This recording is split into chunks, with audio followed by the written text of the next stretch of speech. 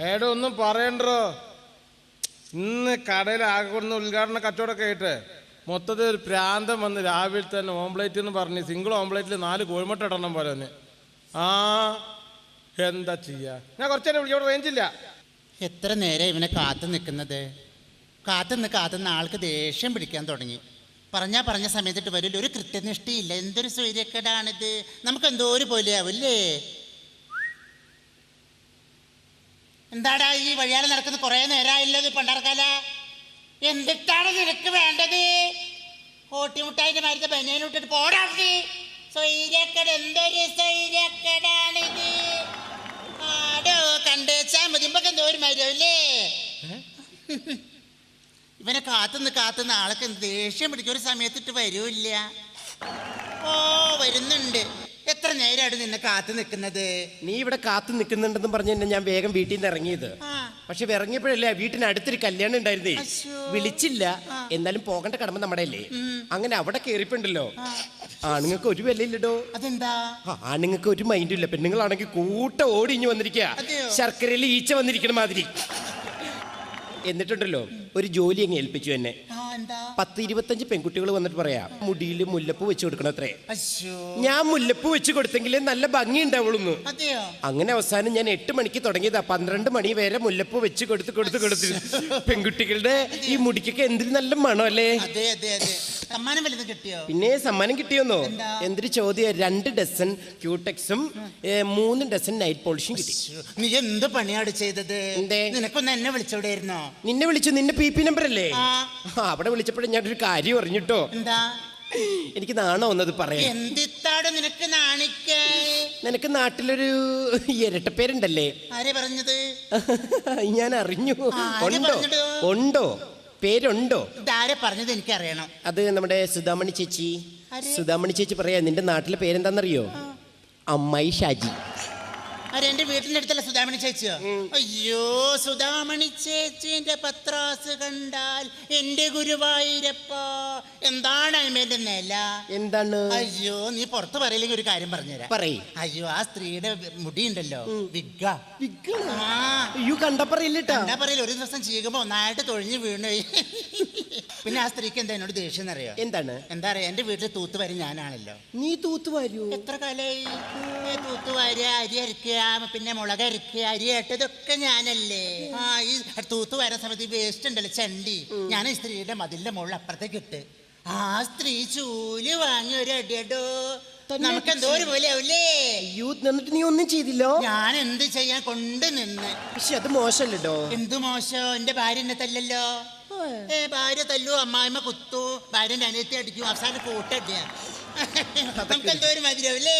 അത് മോശമാണ് കേട്ടോ. എന്ത് മോശടോ? ഞാൻ കിട്ടിയത് തുറന്ന് പറയുന്ന ഈ കൂട്ടത്തിൽ കിട്ടിയിട്ട് മിണ്ടാണ്ട് കിടക്കുന്ന ആൾക്കാർ എത്ര ഉണ്ടാവും? നമുക്ക് എന്തോ ഒരു മതിയാവില്ലേ. അതൊക്കെ പോട്ടെ, നിന്റെ കുട്ടികൾക്ക് യുവജനോത്സവ മത്സരത്തിൽ 1ാം സമ്മാനം കിട്ടുമെന്ന് പറഞ്ഞിട്ട് വീമ്പിളക്കിട്ട് നടന്നിട്ട് ഒന്നും കിട്ടിയില്ലോ.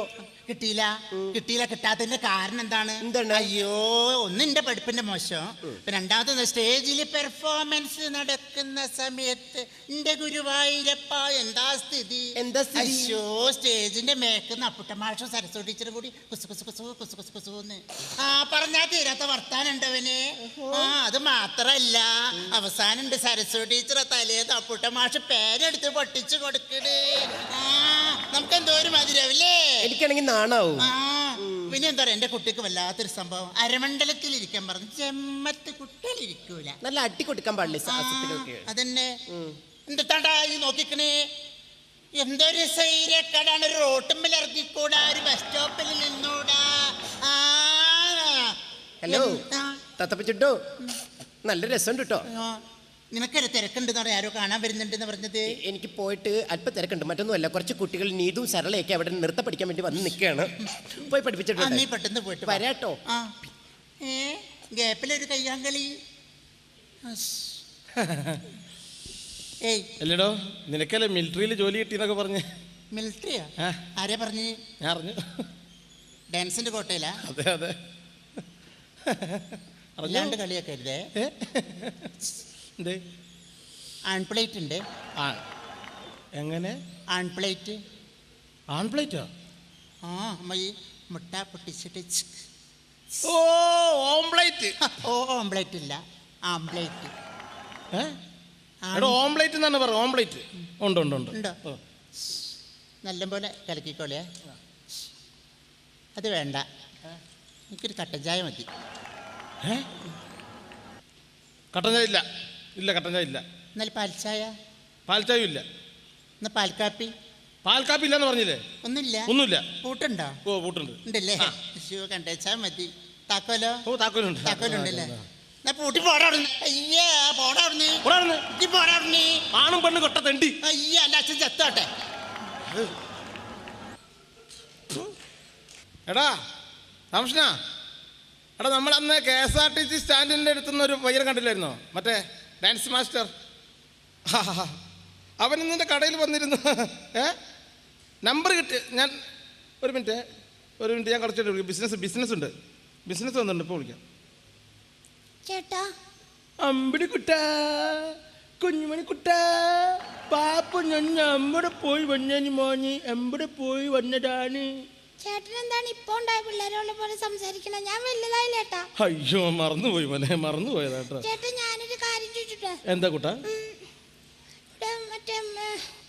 ഇവിടെ മറ്റേ സിഗരറ്റ് ഉണ്ട് ചേട്ടാ. സിഗരറ്റ് ഉണ്ടല്ലോ. ഒരു പാക്കറ്റ് മറ്റേ മഞ്ഞയില് ചുമലയുള്ള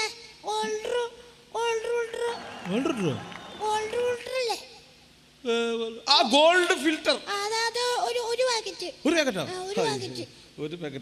പാക്കറ്റ് തന്നെ ഉള്ളൂ. ഒരു പാക്കറ്റ്. പിന്നെ ഹാൻസ് ചൊടിയിലൊക്കെ വെക്കുന്നല്ലേ ഹാൻസ് ഒന്നും വിൽക്കാൻ പാടില്ലെന്നാണ് ആരോട് പറയാൻ കേട്ടോ. പാൻപരാഗ് ഒരു 5 പാൻപരാഗ്. 5 ഇല്ല, 1 2 3 ഉണ്ട്. 3 ഉള്ളൂ. ഇത്ര മതി. എത്ര വയസ്സായി? മൊത്തം 4 10 17 50. 17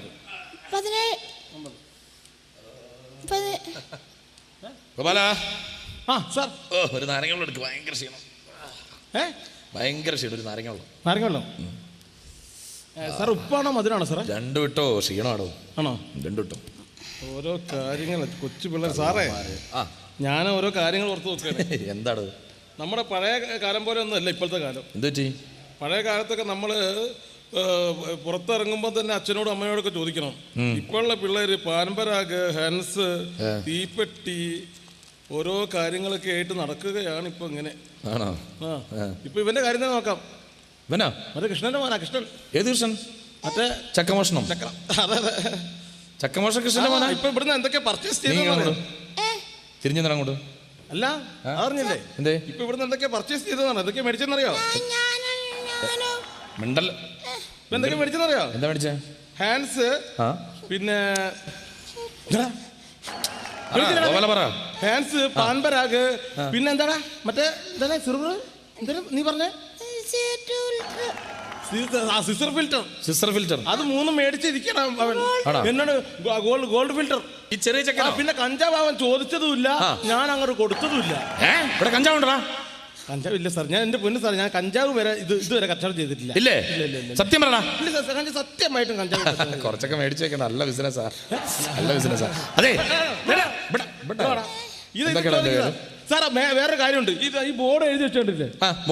ബോർഡില്ല 18 വയസ്സിന് താഴെയുള്ളവർക്ക് കൊടുക്കരുതെന്ന്. എത്ര വയസ്സുണ്ടോ നിനക്ക്?